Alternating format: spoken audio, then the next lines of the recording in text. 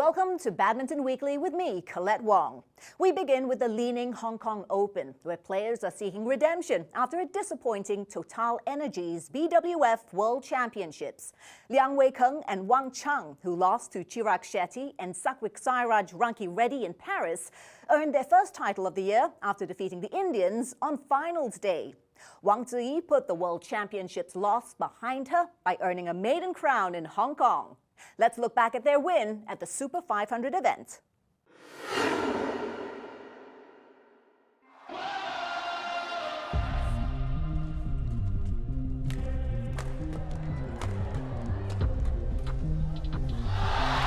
Gone long, and Liang Weikeng and Wang Cheng to win the Hong Kong Open men's doubles title. 13 years after the last, and their first title of 2025.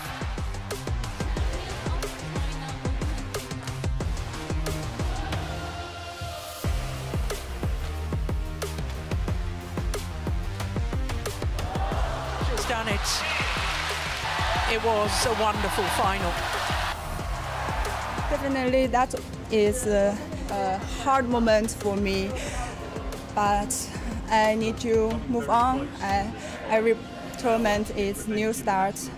I just want to stay in the moment. Yes, so I'm super happy to get this title. But it was tough match for me.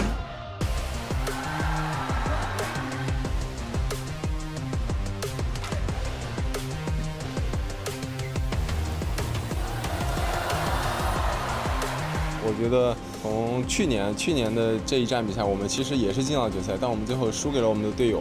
所以经过1年的时间，我觉得我们能够再次打到这个决赛，并且拿到这个冠军，我觉得也是有一些意义吧。然后能够见证自己的每一次进步，一点点成长。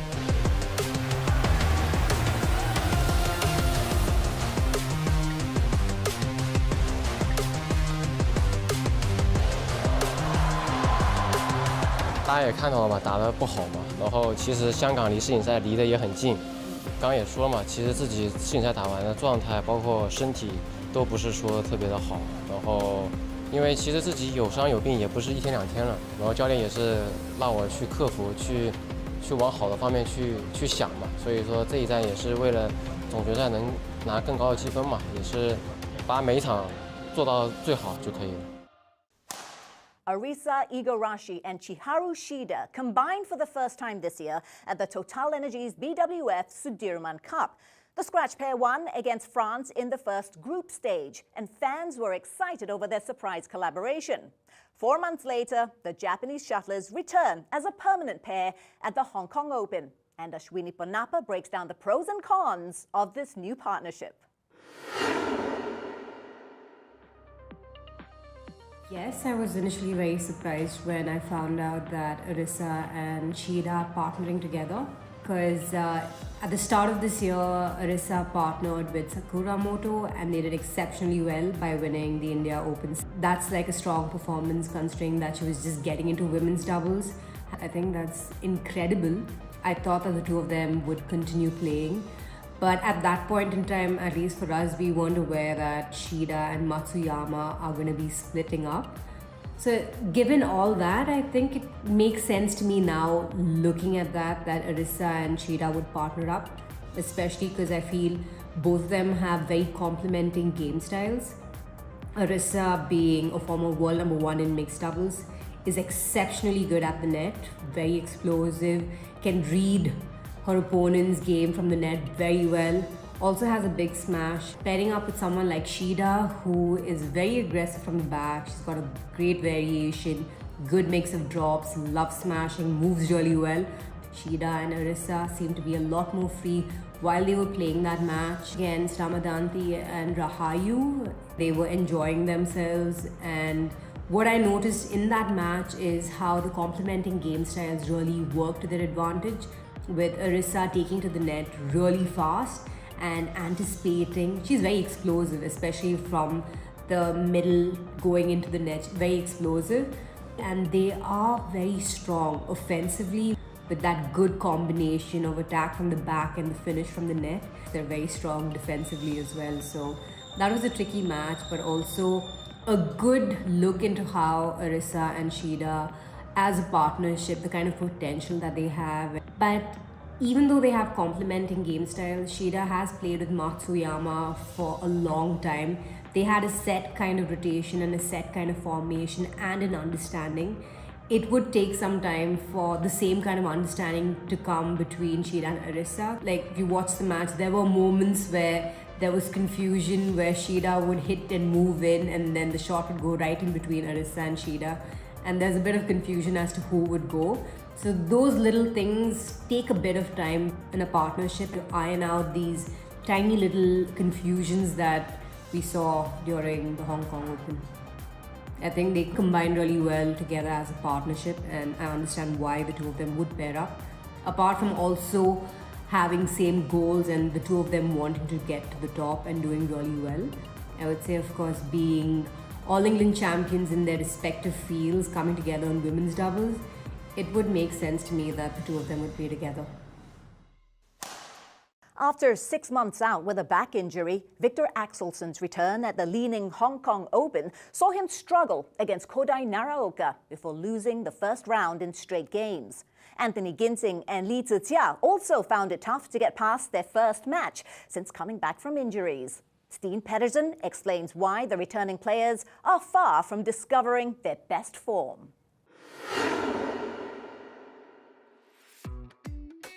At the moment, from what I saw in Hong Kong Open, I think Axelsen was actually furthest away from his normal form, which I think is actually quite normal since he had a quite serious surgery in his back. So losing for the first time to Kodai Naraoka in the first round, and Kodai Naraoka, he gets so much back, and in this match he was efficient, switching to quick attacking shots that really troubled Axelsen.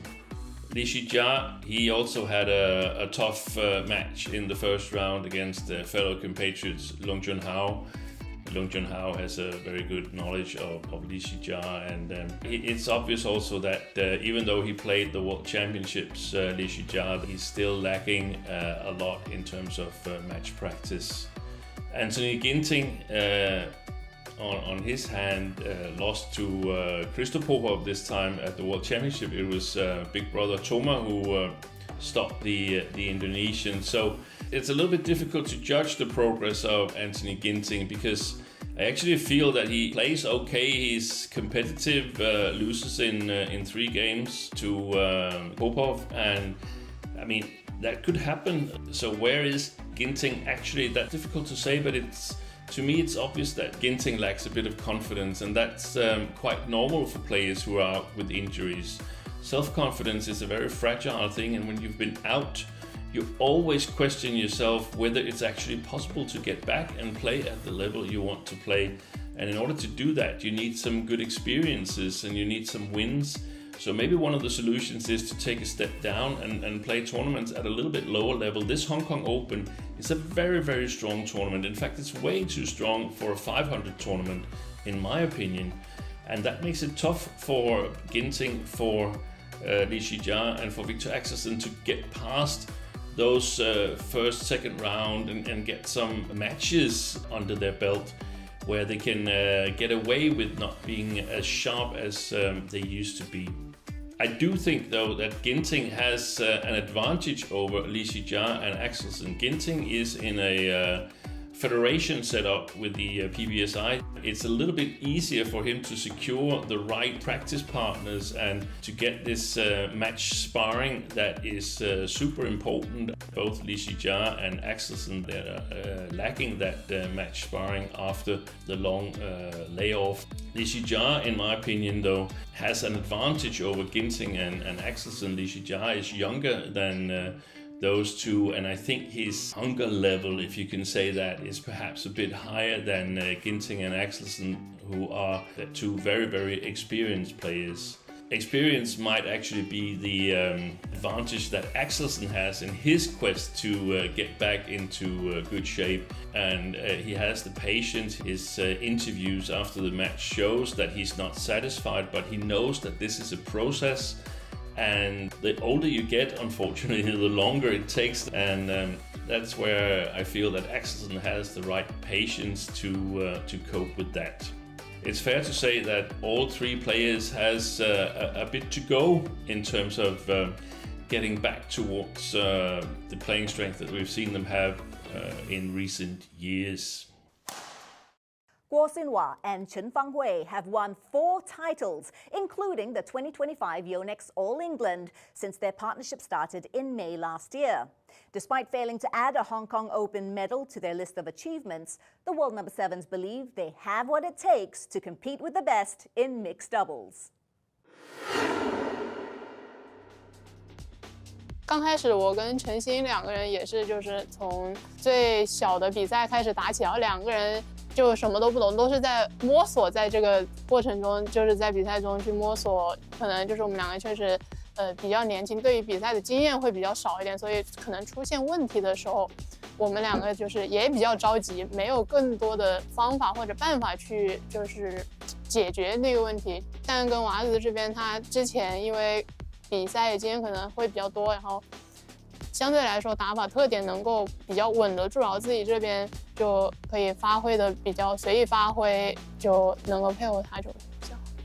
就是可能因为那个时候大家都知道是临时的搭档，你肯定会没有压力嘛。那大家在没有压力的情况下，其实都可以就是说把自己的怎么样的打，然后都可以随意发挥的。但是现在其实2个人自从固定下来之后，然后也都是有共同的目标也好，也要然后我们现在一步一步往上打，也要承受一些各自位置的压力吧。我觉得，所以现在这个阶段对我们来说是一个比较需要顶的这一个关键的时候。对。那次比赛也是我们2个第一次配，然后在之前也挺久没有出来比赛，然后所以打成什么样，其实我们都不知道是会打成什么样。然后但是从那次比赛第一场球啊，慢慢其实打到最后一场球，是一个越来越好的一个那种状态吧。然后打到最后决赛能够跟德差波他们交手，其实还是比较期待跟他们交手，然后也没有想过最后能够拿下比赛。然后更多的时候其实就是能够跟他们交手，能够发挥我们自己水平，能够发挥出来就很好。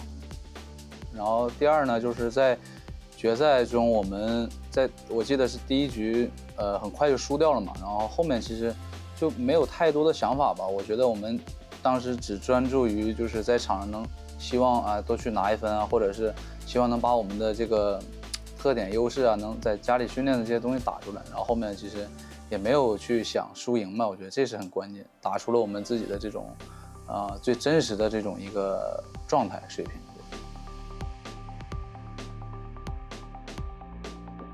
总体就是说，跟他们去能有实力，比如说去跟他们对抗啊。但其实真正的在比赛，对于比赛来说，其实很关键的，其实就是说怎么去把控比赛吧，然后去掌握比赛的一些节奏啊，这些我觉得这些我们还是跟他们有很大的这个差距吧。就是像东平姐他们也算是一个经验非常足的老将了，然后能在场上遇到很多的情况下，他怎么样去逆转，然后遇到困难了，他怎么样去这个第一时间他去带动自己，带动小冯啊这种。其实真正的赢的很多球，他并不是说实力或者是怎么样，他就是一些比赛中的一些细节，一些就是可能一些很小的一个方面，可能就会把这个局势给扭转过来。这个是需要我们一直去学习的一个地方。